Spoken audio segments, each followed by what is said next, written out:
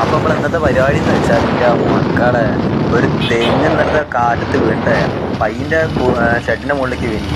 അങ്ങനെ പോയി നോക്കുമ്പോൾ കുഴപ്പമില്ല. അപ്പോൾ ഒരു വീട്ടിൽ ഉടമസ്ഥൻ പറയുന്നുണ്ട് തെങ്ങ് വിൽക്കുമ്പോൾ തന്നെ 3-4 പശുക്കൾ അതിൻ്റെ ഉള്ളിലുണ്ടെന്നാ പറഞ്ഞത്. പക്ഷെ അതിനോണ്ട് കഴിച്ചിലായി. അങ്ങനെ ഒന്നും പറ്റില്ലട്ടോ അവർക്ക്. അങ്ങനെ ഞങ്ങൾ രണ്ടാളും കൂടി പോയി. രാവിലെ തന്നെ അങ്ങോട്ട് പോയി തേങ്ങാലി മാറ്റി വെച്ചിട്ടാണ് പോണേ. അങ്ങനെ പോയി നോക്കുമ്പോൾ തെങ്ങിൻ്റെ ഗതി വെച്ചാൽ സീന. മൂപ്പര് പറഞ്ഞെങ്കാട്ടി വലിയ സീനാണ്.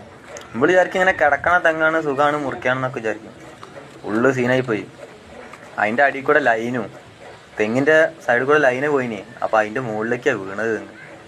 അങ്ങനെ ലൈനും ഓഫ് ചെയ്ത് 2 ഇളഞ്ഞൊക്കെ കുടിക്കുമ്പോഴാണ് പെരുങ്കാറ്റടി. അമ്മാരി കാറ്റ് സീനായിപ്പോയി. ഡെയിലി ഞങ്ങൾ വെച്ച് അടുത്ത തെങ്ങ് വീണ് വെച്ച് അമ്മാരി കാറ്റടിക്കുക. അങ്ങനെ ഞങ്ങൾ തെങ്ങിൻ്റെ മുകളിലത്തെ കമ്പിയൊക്കെ അയക്കാനുള്ള പരിപാടി തുടങ്ങി. അതങ്ങനെ അയച്ച് വരുമ്പോഴാണ്